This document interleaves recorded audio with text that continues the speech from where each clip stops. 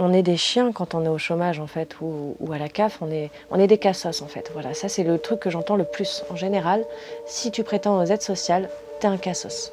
Moi c'est Cléo, j'ai 27 ans. Je suis actuellement au RSA/intérimaire. J'ai à peu près 500 € de RSA quand je travaille pas. Je vis les 3/4 du temps sous le seuil de pauvreté.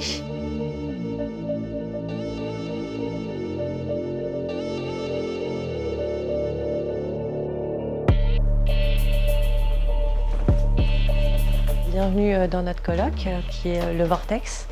On est 3 à vivre ici. Bienvenue dans ma chambre. De récup elle aussi. Tiens, regarde.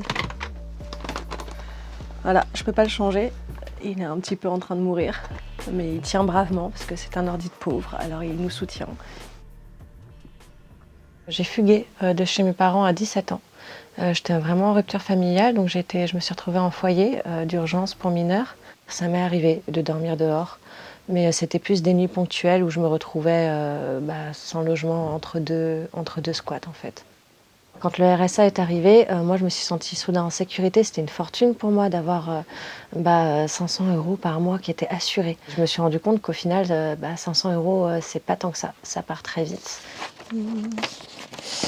Ça c'était l'année précédente. C'était pas ouf non plus quoi. Revenu brut global 2896 € sur un an. C'est vraiment pas lourd, mais moi je suis surprise en fait. Effectivement c'était une année qui était avec le Covid et tout, ça a été particulièrement compliqué.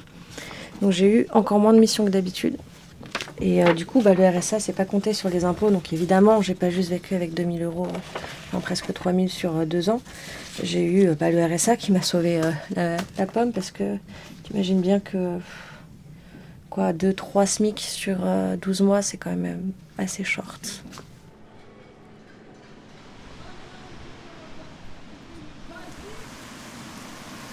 Là, on va au Lidl, c'est là où on fait principalement les courses, surtout les grosses courses. C'est tout ce qu'on a autour de chez nous, sinon c'est des Super U, des supérettes qui sont super chères.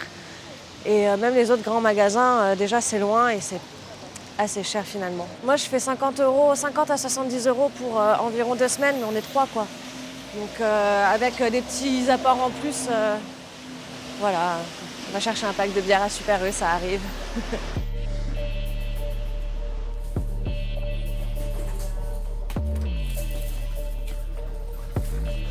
Est-ce que tu peux me dire ce que tu calcules là? Tout ce que je prends. Pour arriver à environ 50 €, j'ai besoin de savoir ce que je prends. Je suis à 4,98 €, sachant que là on est dans la vie des plaisirs. J'aurais dû commencer par les pâtes, mais ça va le faire. Je pense que ça va, j'ai un peu en tête combien ça coûte au Lidl et ce que je vais pouvoir faire avec. C'est les légumes qui peuvent coûter plus cher. La calculatrice est indispensable pour les courses.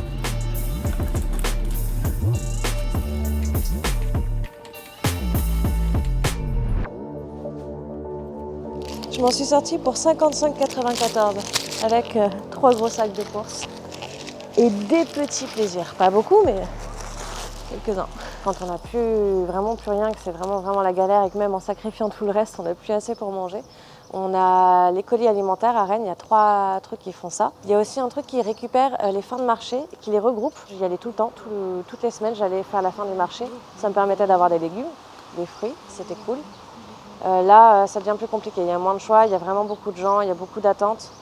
Et puis voilà. Et puis j'en ai un peu marre aussi de passer tout le temps par ça. J'ai envie de me sentir un peu normale en payant mes courses aussi. Du coup, je privilégie un peu plus les courses au Lidl, comme on peut.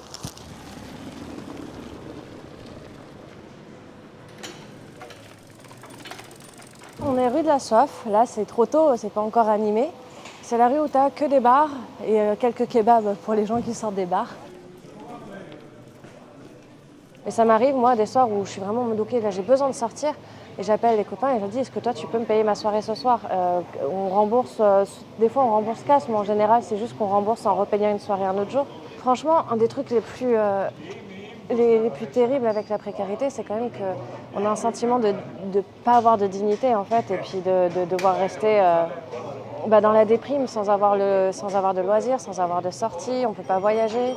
Donc ouais, ça permet de sortir un peu, ça permet de changer les idées, de se sentir normal aussi, pouvoir trinquer au milieu de la foule. Et voilà, donc c'est important.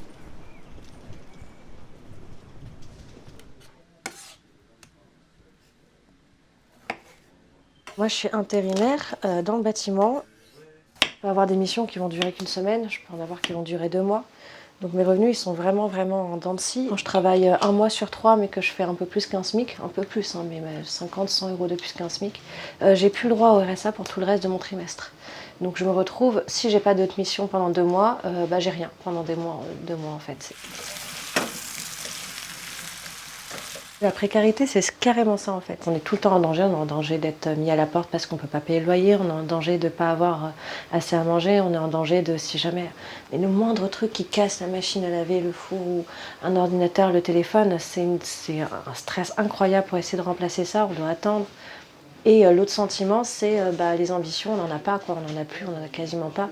Là, mon ambition la plus folle, c'est d'essayer d'économiser pour avoir un camion, parce que je pourrais jamais avoir d'appartement avec mon statut. Et l'année prochaine, je vais vivre chez mon grand-père pour économiser le loyer et sur la bouffe un peu, pour pouvoir me payer ce camion en travaillant, quoi. J'ai mis un peu de sauce soja, un tout petit peu d'huile de sésame. Le loyer ici était un peu moins de 800 euros. On est à 780, donc ça fait un tout petit peu plus avec les charges derrière. Et comment vous en sortez justement pour... Ça dépend des périodes. En ce moment, mal. En ce moment, plutôt mal. Je me retrouve dans une situation où ça devient urgent de retrouver du travail, d'avoir un apport financier parce que ça commence à être compliqué de payer les loyers. Certains mois, il faut faire des choix de... je vais plutôt faire des courses pour acheter à manger. Et si je peux payer le loyer un peu plus tard, parce que j'ai un apport en cours du mois, je vais payer le loyer en décalé. Mais bon, ça me met parfois dans un rapport un peu conflictuel avec le bailleur. C'est pas évident. Il y a des mois où je paye pas. Ces derniers mois, il y a eu pas mal d'enchaînements où j'ai pas payé. Je paye juste les courses, je paye pas le loyer. Sinon, j'essaye en général de donner 150, 200 euros sur mon RSA. Et quand je touche un salaire, quand j'ai une mission suffisamment longue, là, j'essaie de rattraper un peu le coup en donnant un peu plus. Je me sens un peu coupable de pas payer des fois. Mais ça va, c'est pas un reproche qui est fait et je sais qu'on apporte aussi ce qu'on peut, quoi.